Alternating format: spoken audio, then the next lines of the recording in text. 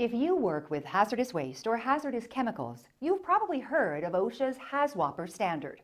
This video will cover what HAZWOPER is and who needs training under the standard. HAZWOPER stands for Hazardous Waste Operations and Emergency Response. HAZWOPER has its origins in a U.S. Department of Defense program started to clean up inactive military sites following World War II.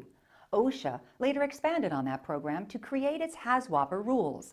Today, these rules apply to many different sites, from military facilities to private industry sites to university labs and more. Nearly anywhere hazardous substances are found. So, who needs training under OSHA's HAZWOPER standard? HAZWOPER applies to mandatory and voluntary cleanup operations performed at so-called uncontrolled hazardous waste sites. These uncontrolled hazardous waste sites typically include sites on the EPA's National Priority Site List, as well as other sites designated for cleanup by federal, state, or local authorities. Often, cleanup efforts performed at other locations also fall under the scope of the HAZWOPER standard. These include sites covered under Superfund, abandoned sites where hazardous substances are still present, sites that require corrective action under RCRA, and others. Employees who work at these sites need training on elements of the HAZWOPER standard. This includes personnel who perform critical jobs, like analyzing the site to determine what hazards are present, deciding what kinds of personal protective equipment is needed to do the job, excavating drums, taking environmental samples, overseeing personnel and equipment decontamination, and more.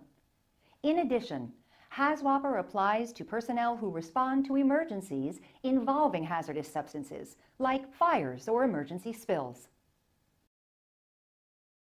Now let's talk about how much HAZWOPER training is required for personnel. You can find all the HAZWOPER regulations in Title 29 of the Code of Federal Regulations at Part 1910.120. But here's an overview of the training basics. All HAZWOPER personnel are required to complete an initial training program of up to 40 hours. In addition, they will need to complete 1 or 3 days of field experience training. How much training they need depends on their job responsibilities and their exposure to hazardous substances.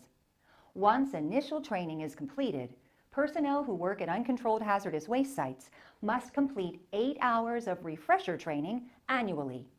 Refresher training topics are very similar to what is discussed during initial training, but on a much broader level.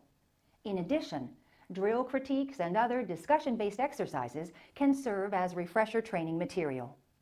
The exact refresher training each employee needs will depend on his or her specific job responsibilities.